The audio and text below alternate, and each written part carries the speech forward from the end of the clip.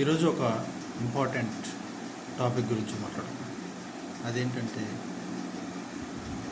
India is the land of languages అంటారు. భాష భాష లేకపోతే స్వాతంత్రం లేదు అన్నదానికి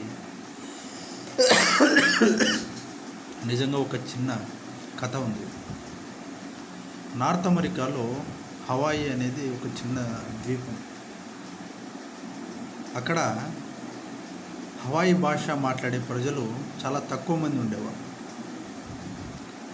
అది కొన్ని సంవత్సరాలకి ఈ ఫారిన్ ఇన్వేటర్స్ ఎవరైతే వ్యాపారస్తులు తర్వాత విద్యను అభ్యసించడానికి వెళ్ళేవారు, తర్వాత అక్కడ ఉన్నటువంటి హవాయి భాషతో పాటు ఇంగ్లీష్ భాష పైన ఎక్కువ మొక్క చూపారు.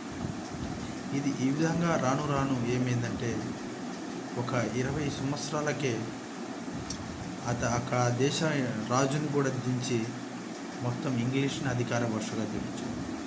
ఇప్పుడు ఒక చిన్న ద్వీపంలో సుమారు ఒక స్క్వేర్ ఫీట్ ఒక 32 స్క్వేర్ ఫీట్లో ఉన్నటువంటి చిన్న ద్వీపం మాత్రమే ఈరోజు హవాయి భాష మాట్లాడే వాళ్ళు స్థానికులు అయిపోయారు. అంటే దీన్ని బట్టి మనం అర్థం చేసుకోలేదు అంటే భాష అనేది అంతరించిపోయింది. అక్కడ మనం ఇక్కడ కోట్లాది మంది తెలుగు మాట్లాడే భాషలు, మన అదృష్టం ఏంటంటే ఇంకా దుర్బల స్థితిలో లేదు తెలుగు. కానీ ఎథ్నోలాక్ తెలుగు కూడా అంతరించిపోయే దశలో యునెస్కో జాబితాలో ఉంది. కాబట్టి మనం తెలుగుని కూడా కాపాడుకోవాలి. మనం మన భావితరాలకు తెలుగును విద్య అభ్యసించే ఏర్పాటు చేయాలి.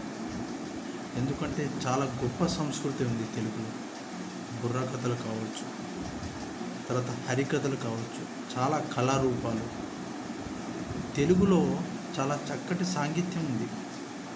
అది మన పిల్లలకు తర్వాత వచ్చే జనరేషన్ కూడా నేర్పిస్తే తెలుగు ఇంకా బతికుండొచ్చు, మంచిగా ఉంటుందని అభిప్రాయం.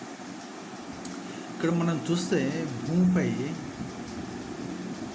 మొత్తంగా 6700 భాషలు, అది 100 సంవత్సరాలకి సగానికి పడిపోయింది.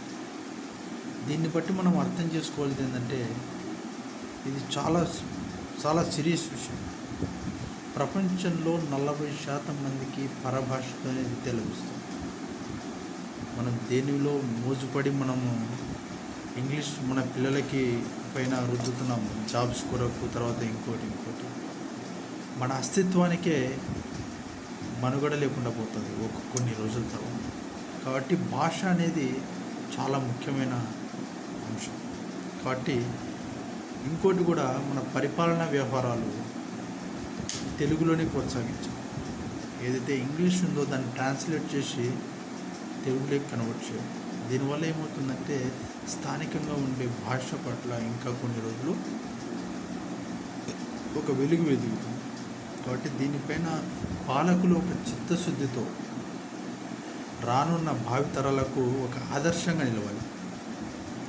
ఎందుకంటే ఒక భాషని చాలా కొన్ని కోట్ల మంది ప్రజలు ఈరోజు మనము దాదాపుగా తెలంగాణ, ఆంధ్రప్రదేశ్తో పాటు ప్రపంచంలో నలుమూలలో ఉన్నటువంటి తెలుగువారు దాదాపు ఇక 20 కోట్ల మంది ఉంటారు.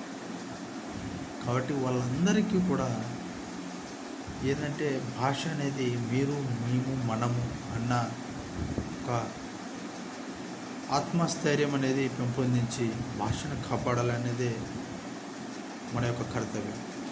జై హింద్.